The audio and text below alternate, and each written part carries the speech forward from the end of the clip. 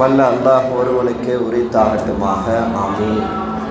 அவனின் அன்பும் அருளும் மக்கத்து ராஜா மதீனத்து ரோஜா நம் உயிரினும் உயிரினும் மேலான முஹம்மது முஸ்தபா அஹ்மது முஜ்தபா ரசூலுல்லாஹி ஸல்லல்லாஹு அலைஹி வஸல்லம் அவர்கள் மீது, அவர்களை அடியொட்டி வாழ்ந்து மறைந்து மறையாமல் இருக்கின்ற உத்தம சத்திய சஹாபாக்கள், தாபியீன்கள், தபஅ தாபியீன்கள், அக்தாபுகள், அவுலியாக்கள், குறிப்பாக இந்த ரமலானுடைய மாதத்திலே பகலில் நோன்பிருந்து குர்ஆன் திலாவத் செய்து பல்வேறு நல் அமல்களை செய்துவிட்டு இரவு தராவீஹ் தொழுகையை குர்ஆன் வசனங்களை கேட்டு தொழுக வேண்டும் என்று ஆவலோடு வயது வித்தியாசமின்றி வருகை தந்து தொழுதுவிட்டு அமர்ந்திருக்கக்கூடிய தாய்மார்கள், சகோதரிகள், அன்பான மாணவ கண்மணிகள், நம் அனைவர்கள் மீதும் அல்லாஹுவின் அன்பும் அருளும் என்றென்றும் குறைவின்றி நிலவட்டுமாக. ஆமீன்.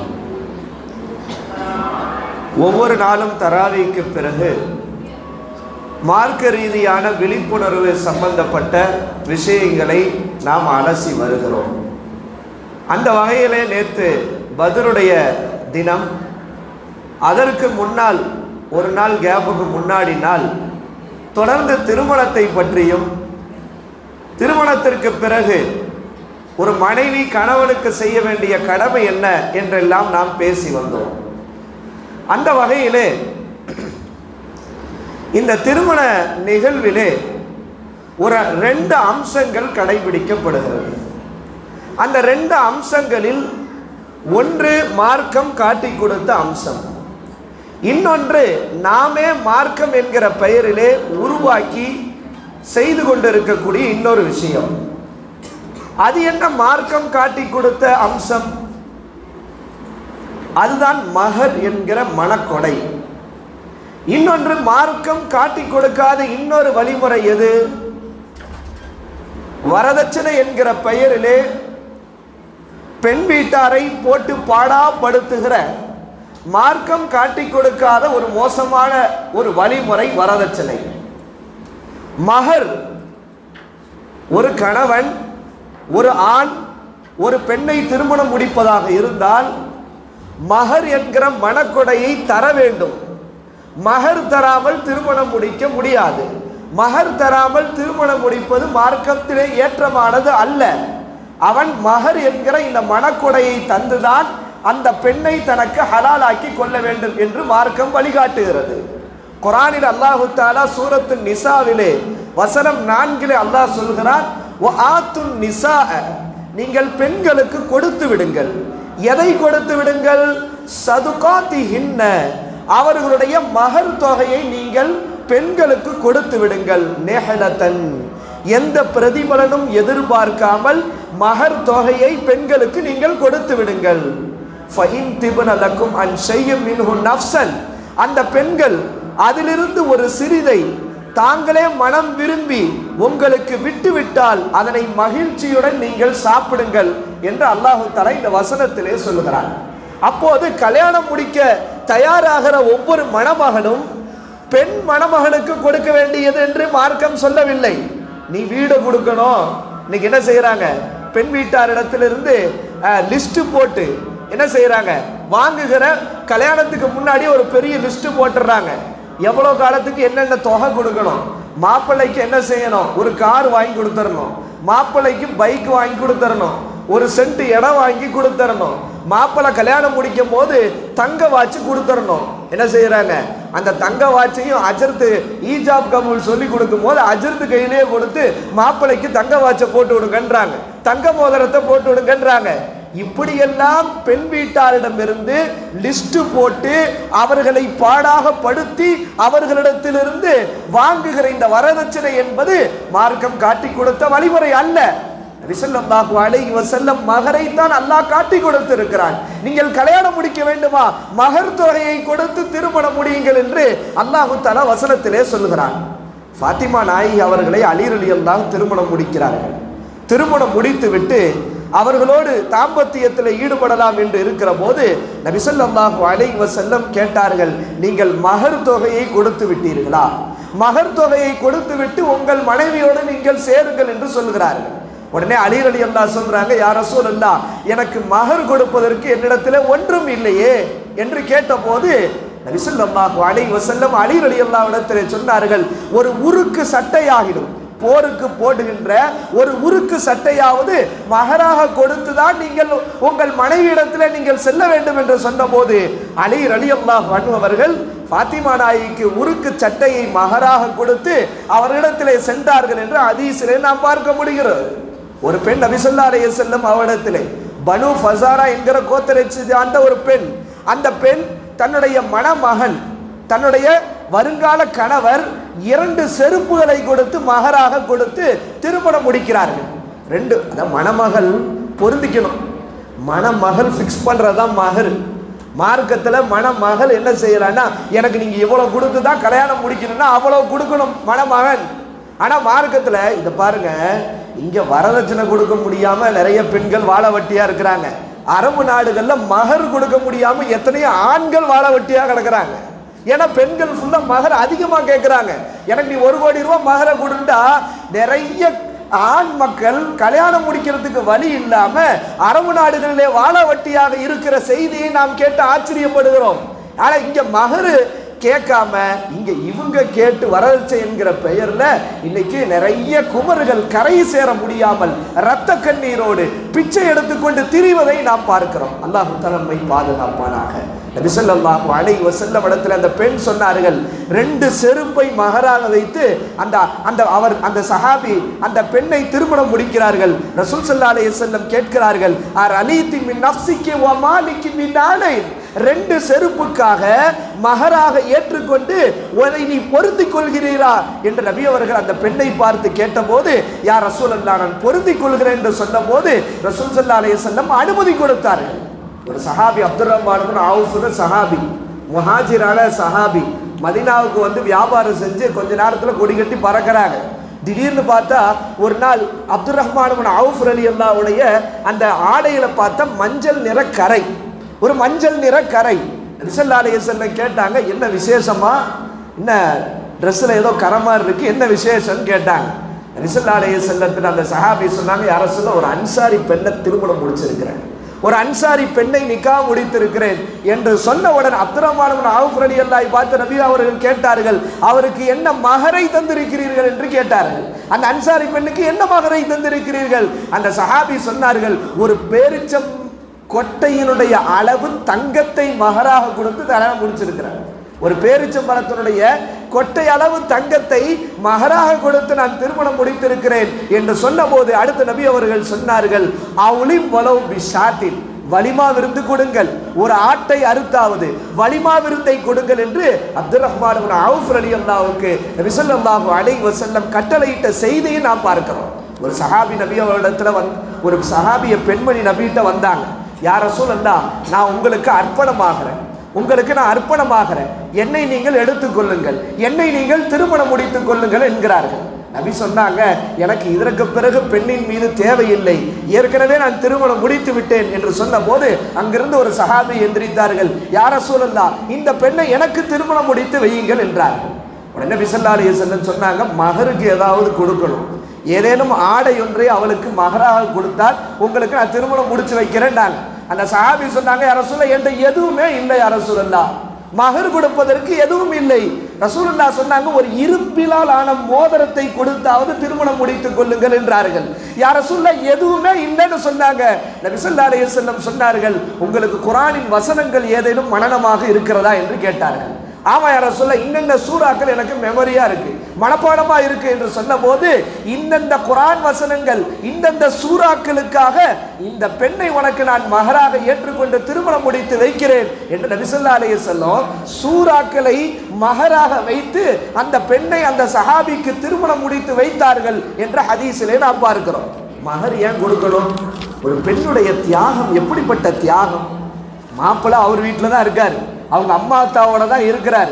கல்யாணம் முடிச்சோட அந்த பெண் தன் பெற்றெடுத்த தாய் தந்தை, பாசமாக வளர்த்தெடுத்த தாய் தந்தையை விட்டு, தன்னுடைய கூட பிறந்தவர்களை விட்டு, தான் சின்ன வயதிலிருந்து வளர்ந்து ஆளாகிய அப்படியே அரவணைப்பில் இருந்த அந்த வீட்டை விட்டு அவள் ஒரு புது வீட்டுக்கு இடம்பெயர்கிறார்.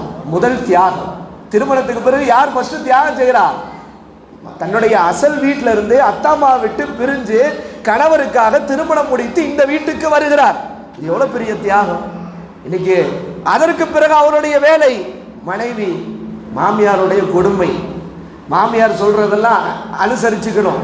நல்ல மாமியா அமைஞ்சிட்டாலும் பரவாயில்ல, பத்திரகாளியா அமைஞ்சிட்டா, கொத்ததை எடுத்ததுக்கெல்லாம் குத்தம் சொல்லுகிற மாமியாராக அமைந்து விட்டால் அந்த பெண்ணுடைய வாழ்க்கையினுடைய அந்த இது, கணவர் நல்ல கணவராக அமைஞ்சிட்டா பரவாயில்ல, கணவர் கோபக்காரராக அடிக்கடி டென்ஷன் ஆகிற கணவராக அமைந்து விட்டால் அந்த மனைவியினுடைய நிலைமை எப்படி இருக்கும்?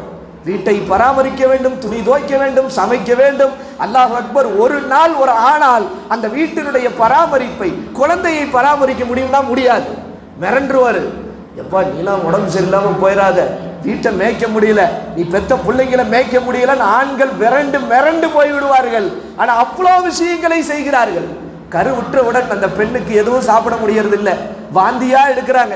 எதை வாயில வச்சாலும் வாந்தி. நம்ம வயிற்றுல பிறக்க குழந்தை உருவான உடனே அந்த பெண் 10 மாதம் சுமந்து பெற்றெடுக்கிற போது மறு உயிர், எத்தனையோ பேர் உயிரை அந்த பிரசவத்திலேயே விடுகிறார்கள். அந்த மறு ஜென்மம் என்று சொல்லுகிற அளவுக்கு அந்த பிரசவத்திற்கு பிறகு அல்லாஹ் இன்னொரு உயிரை அந்த பெண்ணுக்கு தருகிறான். இவ்வளவு தியாகம் செஞ்சு பெற்றெடுத்த பிறகு நிம்மதி இல்லை. நைட்டு ஃபுல்லா முடிச்சிருக்கிறான், நைட்டு ஃபுல்லா அழுகிறான். இவன் நல்லா ஆம்பளை நல்லா கண்டவன் கொரட்டை விட்டு தூங்கிக்கிட்டே இருக்கிறான், எதையும் கண்டுக்கிறது இல்லை. அந்த அம்மா என்ன செய்யுது? பெற்றெடுத்து மறு ஜென்மமாக மீண்டும் உயிர் பிழைத்து அந்த பிள்ளைக்கு பால் ஊட்டி தன் ரத்தத்தை பால் கொடுத்து அந்த பிள்ளை இரவிலே தூங்காமல் அழுகிற போது தானும் தூங்காமல் அந்த பிள்ளையை பராமரித்து அரவணைத்து சிறுக சிறுக அந்த பிள்ளையை வளர்க்கிறார்கள்.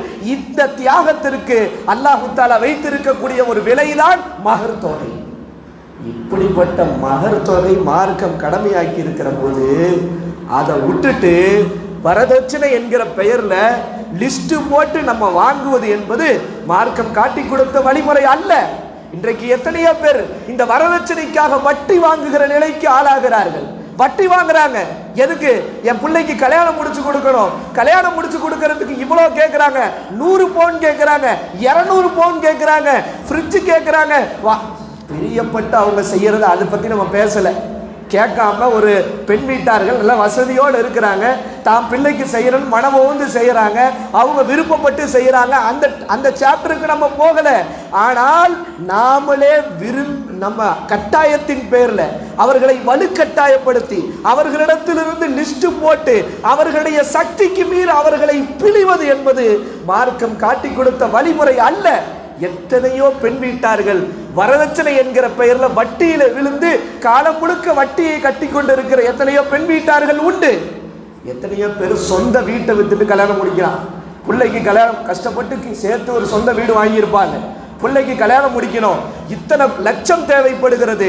சொந்த வீட்டை விட்டு விட்டு தன் பிள்ளையை கரை சேர்க்கிற, வரதட்சணை கொடுத்து கரை சேர்க்கிற எத்தனையோ தந்தைமார்கள் உண்டு.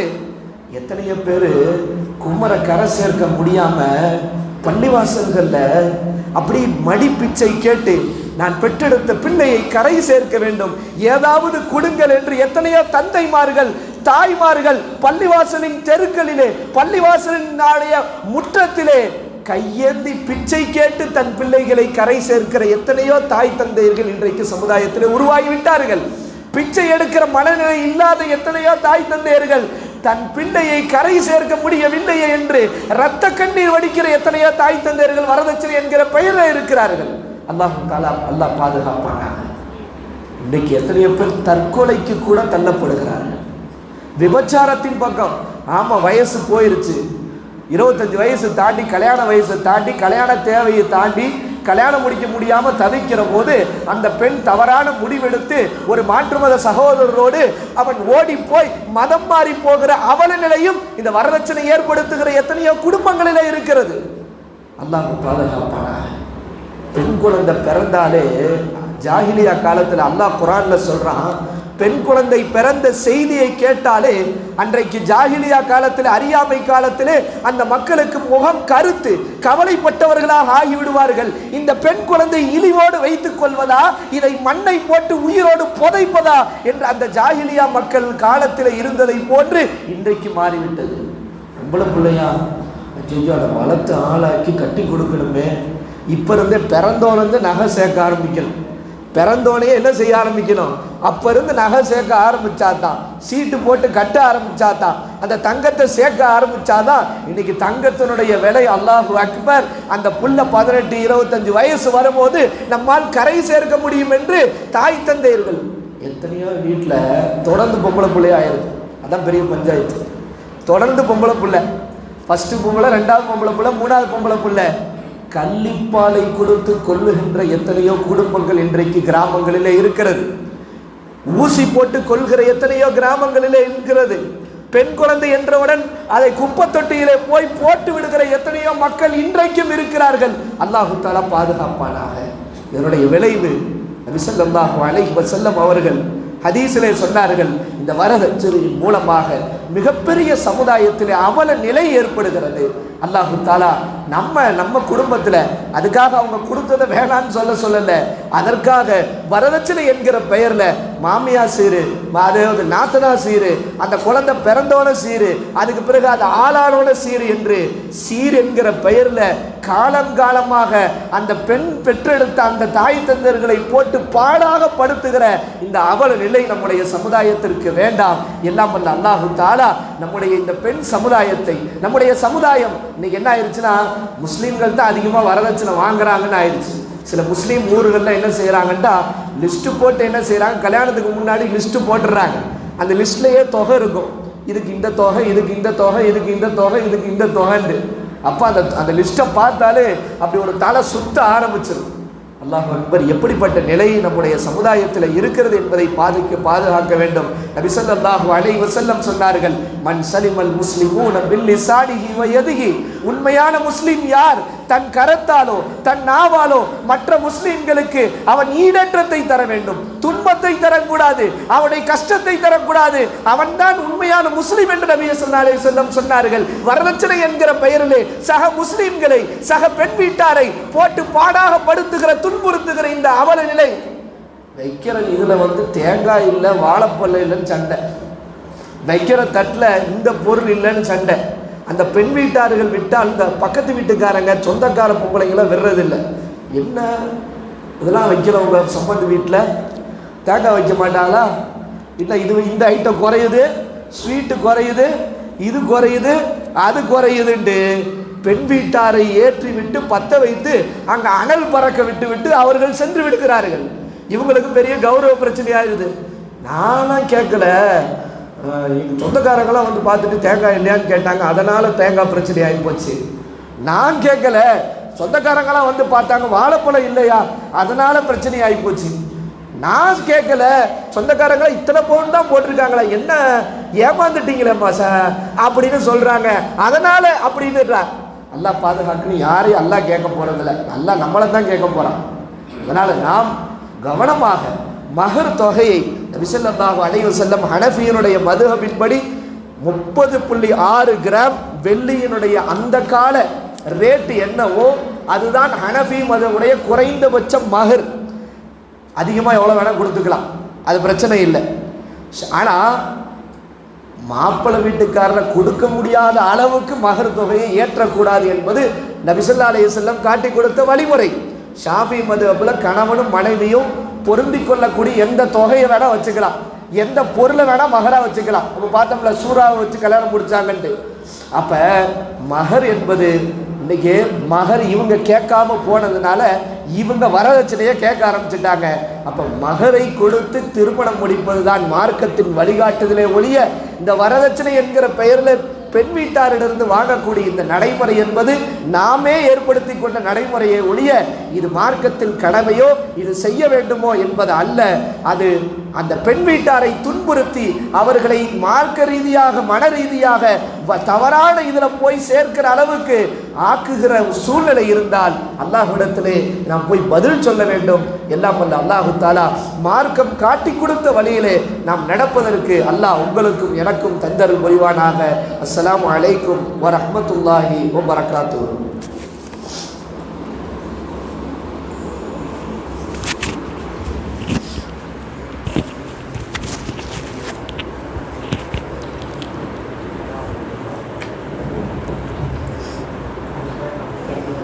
كل بلاء الدنيا وعذاب الآخرة. اللهم اغفر لنا ذنوبنا وارحمنا وأنت أرحم الراحمين. اللهم إنا نسألك الجنة ونعوذ بك من النار. اللهم اغفر لنا وخطايانا كلها يا رب العالمين. ربنا وعدنا وعتدنا على رسولك ولا تخزنا اليوم القيامة إنك لا تخلف الميعاد. ربنا هب لنا من أزواجنا وذرياتنا قرة أعين واجعلنا للمتقين إماما. ربنا ما خلقت هذا باطلا سبحانك فقنا عذاب النار. ربنا من تدخل النار فقد خزيت وما للظالمين من أنصار. யா அல்லாஹ் எங்களுடைய பாவங்களை எல்லாம் மன்னித்து ரஹ்மானே. யா அல்லாஹ் நாங்கள் செய்த சிறிய பெரிய பாவங்களை மன்னித்து ரஹ்மானே. யா ரஹ்மானே நாங்கள் இருட்டிலோ பகலிலோ வெளிச்சத்திலோ தனியாகவோ கூட்டாகவோ செய்த எல்லா விதமான சிறிய பெரிய பாவங்களையும் மன்னித்து ரஹ்மானே. யா அல்லாஹ் நாங்கள் பெற்றோர்கள் செய்த சிறிய பெரிய பாவங்களையும் மன்னித்து ரஹ்மானே.